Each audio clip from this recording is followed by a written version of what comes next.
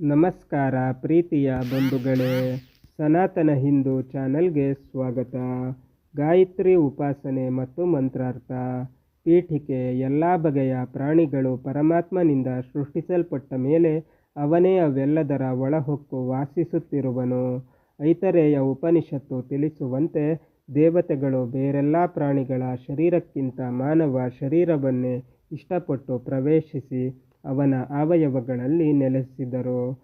ದೇವತೆಗಳ ಆವಾಸ ಸ್ಥಾನವಾದ ಮಾನವ ತನ್ನ ಬುದ್ಧಿಯ ಪ್ರಖರ ಚಿಂತನೆಯಿಂದ ಸೂಕ್ಷ್ಮ ದೃಷ್ಟಿಯಿಂದ ವಿಚಾರ ಮಾಡುತ್ತಾ ತತ್ವಗಳನ್ನು ವಿಶ್ಲೇಷಿಸಿ ವಿಶ್ವವನ್ನೆಲ್ಲ ತನ್ನ ಪ್ರಭುತ್ವಕ್ಕೆ ಒಳಪಡಿಸಿಕೊಳ್ಳಲು ಸದಾ ಹವಣಿಸುತ್ತಲೇ ಇರುವನು. ಮಾನವ ದೇಹವನ್ನು ದೇವಾಲಯ, ದೇವಪುರಿ, ಬ್ರಹ್ಮಪುರಿ, ದಿವ್ಯರಥ, ಮಾಯಾಯಂತ್ರವೆಂದು ಶ್ರುತಿ ಸ್ಮೃತಿ ಪುರಾಣಗಳು ಹೇಳುತ್ತಿವೆ. ಸಂಸಾರ ಸಾಗರವನ್ನು ದಾಟಲು ಇವನ ದೇಹ ದಿವ್ಯ ನೌಕೆಯು ಎಂದು ವೇದವು ಹೇಳುತ್ತಿದೆ. ಮಾನವ ದೇಹವನ್ನು ಒಂದು ವೀಣೆ ಎಂದು ಐತರೇಯ ಬ್ರಾಹ್ಮಣವು ವರ್ಣಿಸಿದೆ. ಆದುದರಿಂದಲೇ ಆಚಾರ್ಯರು ಜಂತೂನಾಂ ನರಜನ್ಮ ದುರ್ಲಭಂ ಮನುಷ್ಯತ್ವಂ ಮುಮುಕ್ಷತ್ವಂ ಮಹಾಪುರುಷ ಸಂಶಯಃ ಇತ್ಯಾದಿಯಾಗಿ ಹೇಳಿದ್ದಾರೆ. ಆದುದರಿಂದ ಇಂತಹ ಮಾನವ ಜನ್ಮವನ್ನು ಹೊಂದಿರುವಾಗ ಸಾರ್ಥಕವಾದ ಜೀವನವನ್ನು ನಡೆಸುತ್ತಾ ಸಾಕ್ಷಾತ್ಕಾರ ಹೊಂದಬೇಕಾದುದೇ ಎಲ್ಲರ ಧರ್ಮ. ಇದು ಅವಿದ್ಯಾನಾಶದಿಂದ ಆತ್ಮವಿದ್ಯೆಯನ್ನು ಪಡೆದುಕೊಳ್ಳುವುದರಿಂದ ಸಾಧಿತವಾಗುತ್ತದೆ. ಅವಿದ್ಯಾನಾಶಕ್ಕೆ ಚಿತ್ತಶುದ್ಧಿ, ಮನಸ್ಸಿನ ಏಕಾಗ್ರತೆ ಅವಶ್ಯ. ಸಂಯಮದಿಂದ ಜೀವನವನ್ನು ನಡೆಸುತ್ತಾ ಅವಿದ್ಯಾನಾಶಕ್ಕೆ ಕರ್ಮ ಉಪಾಸನಾದಿಗಳನ್ನು ಮಾಡುತ್ತಾ ಮಾನವ ದೇಹವನ್ನು ಸಾರ್ಥಕ ಪಡಿಸಿಕೊಂಡವರು ಋಷಿಗಳೆನ್ನಿಸಿಕೊಂಡರು. ಋಷತಿ ಜ್ಞಾನೇನ ಸಂಸಾರ ಪಾರಂ. ಜನನ ಮರಣ ಪ್ರವಾಹವನ್ನು ಜ್ಞಾನದ ಮೂಲಕ ದಾಟುವುದರಿಂದ, ಜನರನ್ನು ದಾಟಿಸುವುದರಿಂದ ಅವರು ಋಷಿಗಳು ಎಂದು ಯಾಸ್ಕರು ಹೇಳಿದ್ದಾರೆ. ಋಷಲ್ರು ಧಾತು ಜ್ಞಾನ ಎಂಬ ಅರ್ಥವನ್ನು ಕೊಡುತ್ತದೆ. ಆದುದರಿಂದ ಋಷಿ ಎಂದರೆ ಜ್ಞಾನಿ, ಸರ್ವದರ್ಶನ ಶೀಲಮನಸ್ಕ, ಸರ್ವಸ್ಯ ದರ್ಶನಕರ್ತ ಎಂದು ಋಷಿ ಶಬ್ದಕ್ಕೆ ಅರ್ಥ ಮಾಡಿದ್ದಾರೆ. ಒಟ್ಟಿನಲ್ಲಿ ತತ್ವಜ್ಞಾನ ರೂಪವಾದ ದರ್ಶನವನ್ನು ಪಡೆದು ಪ್ರಾಪ್ತವಾದ ಮಾನವ ದೇಹದ ಕೃತಕೃತ್ಯತೆಯನ್ನು ಪಡೆದವರು ಋಷಿಗಳು. ಇವರು ಮಂತ್ರಗಳನ್ನು ಸಾಕ್ಷಾತ್ಕಾರ ಮಾಡಿಕೊಂಡು ಅವುಗಳನ್ನು ಲೋಕಕ್ಕೆ ಉಪದೇಶಿಸಿದರು. ಋಷಿಗಳಲ್ಲಿ ವರ್ಣಭೇದವಿಲ್ಲ. ಇವರಲ್ಲಿ ಮಹತ್ತತ್ವವನ್ನು ತಿಳಿದವರು ಮಹರ್ಷಿಗಳು, ಅಹಂಕಾರ ತತ್ವವನ್ನು ತಿಳಿದವರು ಋಷಿಪುತ್ರಕರು, ಜ್ಞಾನದ ಮಹಿಮೆಯನ್ನು ತಿಳಿದವರು ಶ್ರುತರ್ಷಿಗಳು ಎಂಬ ಪ್ರಭೇದಗಳಿವೆ. ಇಂತಹ ಋಷಿಗಳಲ್ಲಿ ವಿಶ್ವಾಮಿತ್ರರು ಒಬ್ಬರು. ಸರ್ವರೂ ಅಜ್ಞಾನವೆಂಬ ಅಂಧಕಾರದಿಂದ ಮುಕ್ತರಾಗಬೇಕು. ಆದಿತ್ಯನ ಅನುಗ್ರಹದಿಂದ ಆತ್ಮವಿದ್ಯಾ ಪಾರಂಗತರಾಗಿ ಪ್ರಾಣಶಕ್ತಿಯ ತೇಜಸ್ಸಿನಿಂದ ವಿರಾಜಮಾನರಾಗಬೇಕು.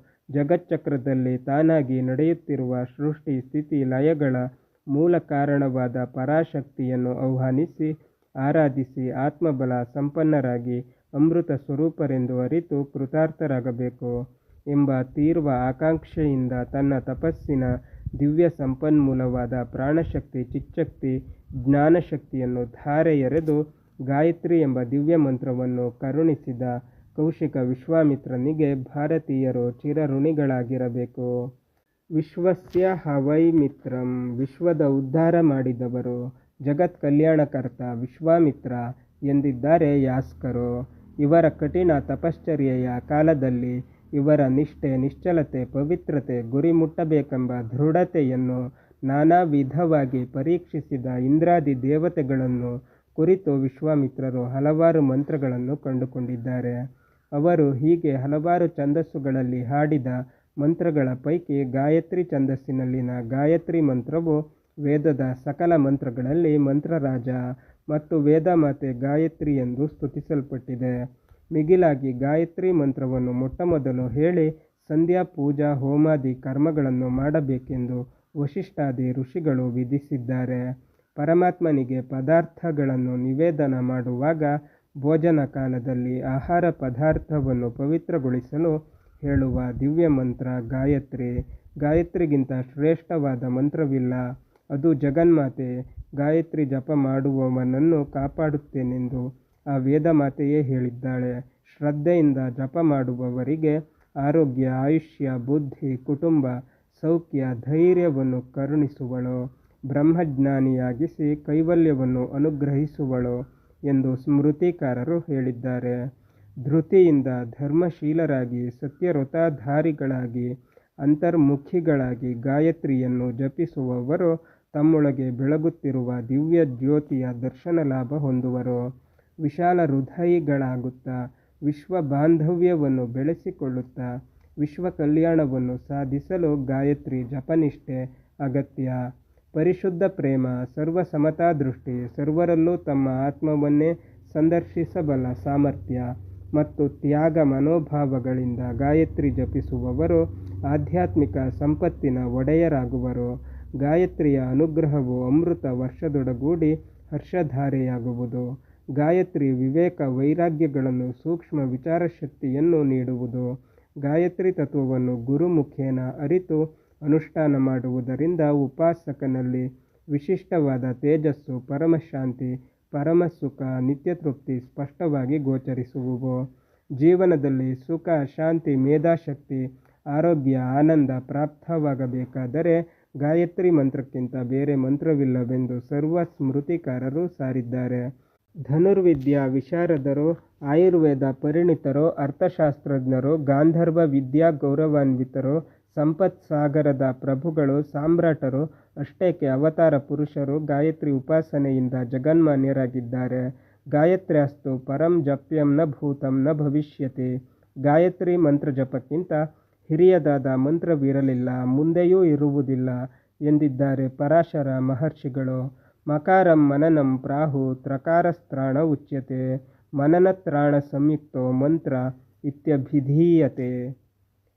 ಮಕಾರವೆಂದರೆ ಮನನ, ತ್ರಕಾರವೆಂದರೆ ತ್ರಾಣ. ಮನನದ ಮೂಲಕ ಸಂಸಾರದಿಂದ ಪಾರಾಗಬಹುದಾದ್ದರಿಂದ ಮಂತ್ರ ಎಂದು ಕರೆಯುತ್ತಾರೆ. ಮಂತ್ರವು ಶಬ್ದ ಬ್ರಹ್ಮಾತ್ಮಕವಾದುದು. ಇವುಗಳನ್ನು ಆಗಮ, ನಿಗಮ ಎಂದು ಎರಡು ಭಾಗ ಮಾಡುವರು. ಆಗಮಗಳನ್ನು ತಮ್ಮ ತಮ್ಮ ಸಂಪ್ರದಾಯ ಅನುಸಾರವಾಗಿ ಬಳಸುವರು. ಪ್ರತಿಯೊಂದು ಮಂತ್ರಕ್ಕೂ ಋಷಿ, ಛಂದಸ್ಸು, ಬೀಜ, ಕೀಲಕ, ಶಕ್ತಿ, ಅಂಗನ್ಯಾಸ, ಧ್ಯಾನ ಎಂಬುದಾಗಿ 7 ಅಂಗಗಳಿವೆ. ಋಷಿಶ್ಛಂದಶ್ಚ ಬೀಜಂ ಚ ಕೀಲಕಂ ಶಕ್ತಿರೇವ ಚ ಅಂಗನ್ಯಾಸಸ್ತತೋ ಧ್ಯಾನಂ ಮಂತ್ರಾಂಗ ಸಪ್ತಕಂ ಏತೈಸ್ತು ಸಪ್ತಭಿರ್ಯುಕ್ತೋ ಮಂತ್ರ ಇತ್ಯಭಿಧೀಯತೆ. ಗಾಯತ್ರಿ ಮಂತ್ರವನ್ನು 5 ಕಡೆ ನಿಲ್ಲಿಸಿ ಉಚ್ಚರಿಸಬೇಕು. ಓಂ ಭೂರ್ಭುವಸ್ಸುವ ತತ್ಸವಿತುರ್ವರೆಣ್ಯಂ ಭರ್ಗೋ ದೇವಸ್ಯ ಧೀಮಹಿ ಧಿಯೋ ಯೋ ನ ಪ್ರಚೋದಯಾತ್. ಓಂಕಾರ ಪರಬ್ರಹ್ಮ.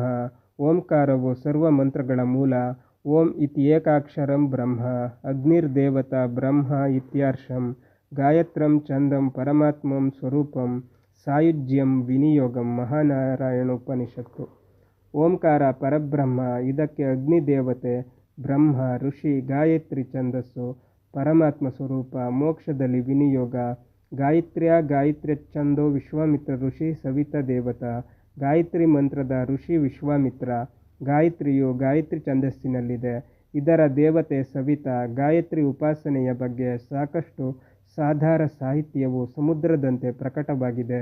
ಆದರೂ ಗಾಯತ್ರಿ ಪ್ರಧಾನವಾದ ಈ ಗ್ರಂಥದಲ್ಲಿ ಗಾಯತ್ರಿ ಮಂತ್ರ ಜಪಕಾಲದಲ್ಲಿ ಉಚ್ಚರಿಸುವ ಪ್ರಣವ ಮಂತ್ರದ ಪ್ರಾಧಾನ್ಯ, ವ್ಯಾಹೃತಿ, ಛಂದಸ್ಸಿನ ಮಹಿಮೆ, ಸವಿತೃ ದೇವತೆಯ ಹಿರಿಮೆ, ಸೋಮದ ಅವಶ್ಯಕತೆ, ಗಾಯತ್ರಿ ಮಂತ್ರದ್ರಷ್ಟಾರನಾದ ಬ್ರಹ್ಮರ್ಷಿ ವಿಶ್ವಾಮಿತ್ರನ ಪರಿಚಯ, ಮಹರ್ಷಿಗಳ ಮಹಿಮೆ, ಕೆಲವು ಗಾಯತ್ರಿ ಉಪಾಸಕರ ಪರಿಚಯ ಹಾಗೂ ಗಾಯತ್ರಿಗೆ ಸಂಬಂಧಿಸಿದ ಉಪನಿಷತ್ತುಗಳ ಮತ್ತು ಸ್ತೋತ್ರಗಳ ಪರಿಚಯ ಮಾಡಿಕೊಡುವ ಪ್ರಯತ್ನ ಮಾಡಲಾಗಿದೆ.